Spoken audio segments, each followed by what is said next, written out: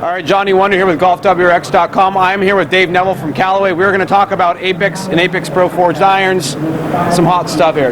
Yeah, this is our statement iron. This is our forged players iron. And we really feel like we invented the category with the CF16. And the reason why it's taken so long to come out with a new one, over 3.5 years, is that iron was just one of the greatest irons. You know, you saw people talking about it in the forums all the time. They love that iron. But this is a beautiful forged body iron with a ton of technology under the hood. Okay, so you know you obviously have the Pro Forge and the Apex Forge, but this one seems to be getting a lot of buzz.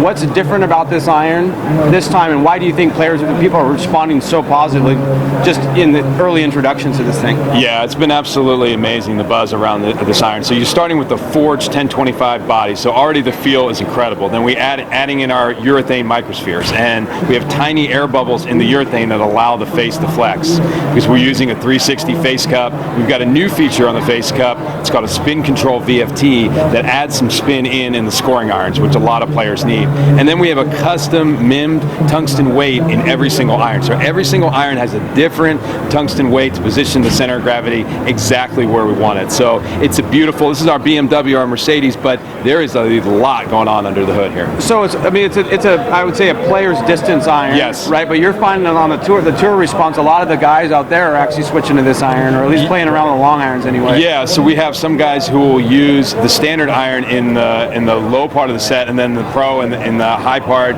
We've had Xander Schauffele playing the Apex Pro most of the year in a prototype phase. You know, it didn't have the Pro on the badge, but it was a Pro. Right. He was the first one to win with it. Guys like Mark Leishman putting it into play. So the tour response has been absolutely incredible. So let's talk a little bit about the Apex Pro Forged, which is obviously a beautiful iron. So this was, for the Golf WRX members, this was Xander Schauffele prototype. I guess it was kind of a rusty head that he was hitting, or he was using the raw version of this. What we wanted to do, this is a true tour performance iron. So this will be our #1 played iron on tour, but we wanted to bring all the distance technologies into this smaller, playable shape. So it's got the face cup in there for the very first time. Okay. It's got the MIMmed tungsten weight. It's got urethane microsphere. It's got the spin control VFT.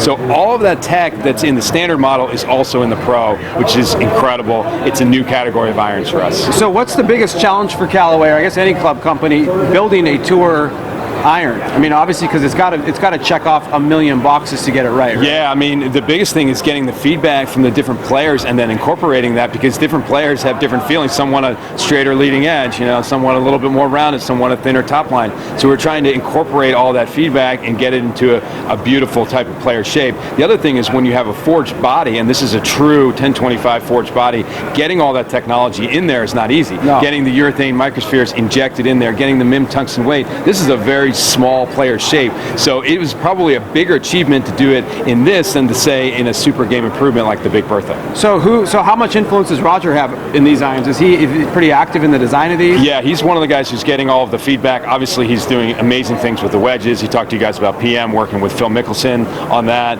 And then we're out there on tour, and our tour reps have a lot of influence as well with our design team. Say, this is what's working, this is what's not. They're taking it out there, they're testing it. You know, probably a year and a half, 2 years of testing with guys like Phil and Xander Schauffele to get it exactly where we want it. Well, I've noticed, I mean, from the hosel into the actual scoring lines, there's actually a little space there, which is a very tour look. Yes, yes. The guys love that longer looking blade and a shorter blade. Yeah, a little bit longer on the hosel, you know, a little bit reduced offset. And then in the standard model, you're going to have a little bit more offset. The other thing we're doing is we're offering a combo set right at launch this year. So there's a lot of better players who want, in the longer irons, they want the standard model, and then in the scoring irons, they want the Pro model. So we're going 3 through 7 in the standard, and then 8 through A in the Pro. So you can get those together.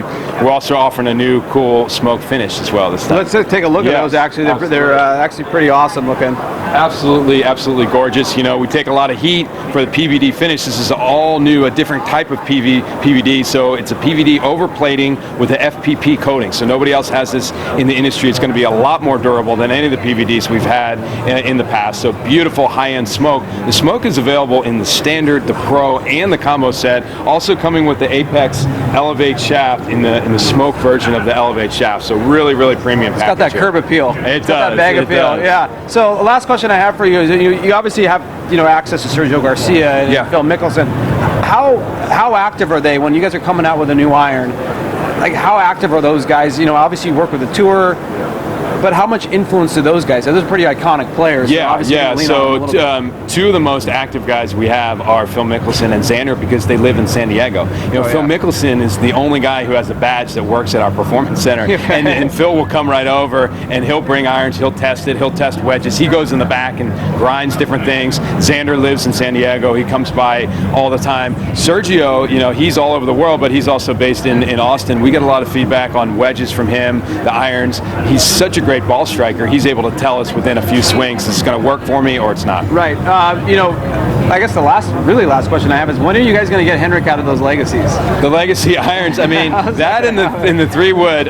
We're hoping. We think this Apex Pro might do it for him. But there's a lot of things from the legacy that we've been able to bring in the Apex Pro. But the Apex Pro has a lot more technology. But that kind of look, the forged body. A lot of people, when they saw Xander's prototype iron, even on the WRX forums, were saying that's a legacy. That's the next legacy. It's the next legacy. Like it, yeah. So we took some of the kind of styling cues from that, but we added a ton of new technology in. I got to imagine he's kind of a fun challenge. It's like you're trying to get a 3-wood and some irons out of the bag that he's holding on for dear life. Yeah, I mean, he's had that Diablo, and we actually, with the Rogue fairway wood, we had him actually switch to the Rogue fairway wood, and he uses the 3-wood off of the tee so much, he wanted to go an exact distance, and that is 294 yards. It's not 295 yards, it's 294, and so he put the Rogue in, he's hitting that about 305, and then he's like, it's going too long. Okay. So he comes back to the Diablo. So we hope with the Epic Flash now we'll get Hendrick to convert.